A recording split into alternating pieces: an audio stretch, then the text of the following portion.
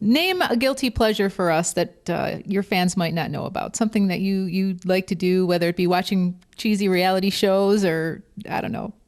What comes to mind for that? Well, I was confessing to someone the other day that I'm a real couch potato around this time of year. I love watching baseball, and I just sit and watch the baseball and I drink beer. And then you think, oh God, I've been sitting here, eating the wrong things and drinking too many beers. I better take the dog for a walk. But of course, then, I'm a little bit happy and, you throw the ball and it goes off into the bushes and the dog doesn't come back with the ball. I go, well, I don't care about the ball.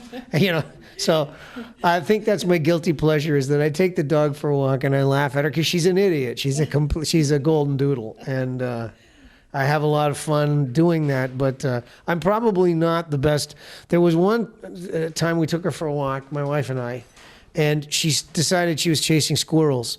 And so off she went, and we came up out of this wooded area, and there's a church that sort of sits on a fairly busy road, and the squirrel doesn't, squirrel just takes right out across the street, and my dog goes, and I'm going, hey, come back, and the dog's name's Pico, so I'm going, Pico, Pico, Pico, Pico, and, the dog is in the car, and the guy's yelling, like, you stupid dog owner, keep your dog on a leash, and I'm going, oh, crap, so I'm not a very good dog owner. I let her run into the jaws of peril. So, anyways, yeah. And we spend a lot of time at PetSmart buying more toys and balls, correct? Yeah. Although she doesn't care. Those kind of ropes that have giant knots in them, and then she just tears them apart. So then they're just balls of kind of weird fluff. But she'll bring them to you like this. Throw the ball of fluff, she'll bring it back. They got that little bit of that retriever in them. So, yeah. Okay, I know it's early in the season, but give me your Stanley Cup prediction. What two teams do you think are going to be there this year? Wow. Well, it's pretty hard not to pick Pittsburgh again. They look awfully good out of the gate, and they've got, Crosby, and they got enough talent that they can fill the net. So I would think they're going to be there. That Washington team with Ovechkin looks good, and he's a force of nature. I don't think your Sabres. I know, but did you get a load of Tyler Myers? 6'8", yeah, 19 years old. Yeah, okay, so that's great. He's young, that's really, really good. We know that Maple Leafs down in there under the shirt. You told us that. Well, I know, but they've had a rough start, and they are awfully young, and there's not a lot of top line talent there, so. I think they're going to be. It's going to be a tough year for Toronto, as if it's been a tough 3 or 4 decades, hasn't it? So. Yeah. All right. Well, who's your pick for the World Series then? Well, if the Phillies get pitching like they got out of Cliff Lee in Game 1, forget about it. Like that was just lights out studliness. That was like he was unbelievable. So I do have a sort of a Yankees logo.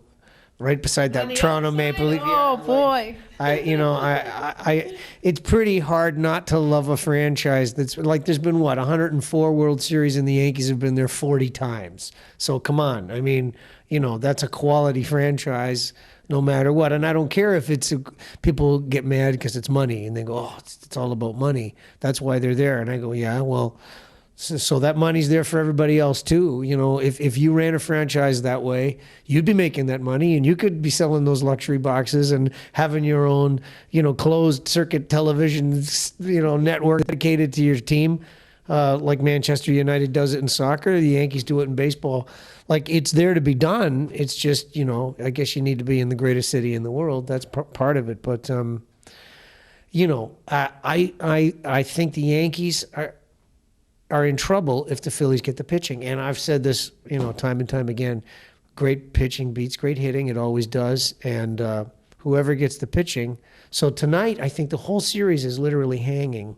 So we're doing this on the night of the second game. So Pedro Martinez is starting against A.J. Burnett. So this is Burnett's the biggest game of his life. And this is where he either proves he's a stud or he's a flake.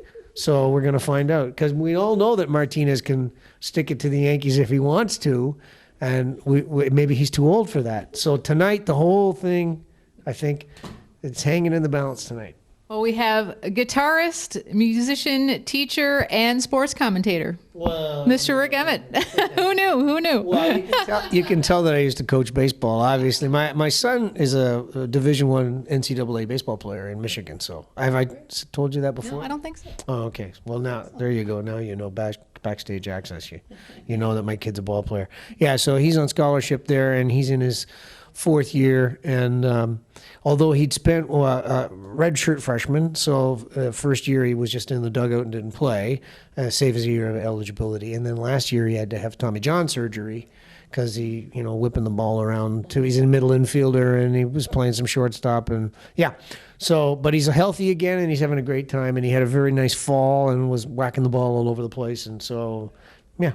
Very good. Well, thank you very much for sitting down with us today, and look forward to the show tonight. Me too. And any surprises in store, or you can't say? Well, I've been doing some orchestra shows where I play some Clapton stuff, and so we might throw Layla into the set because it's kind of fun to play, and it's one of those, classic rock riffs, and it's a really nice room, a very nice classic rock kind of little soft room. So, yeah, well, maybe throw that in there, and there's going to be a little acoustic thing off of you mentioned the Troubadours and the Push and Pull album, and so we're doing that. Yeah. Very good. Very good. Thank you very much. Okay, you're welcome.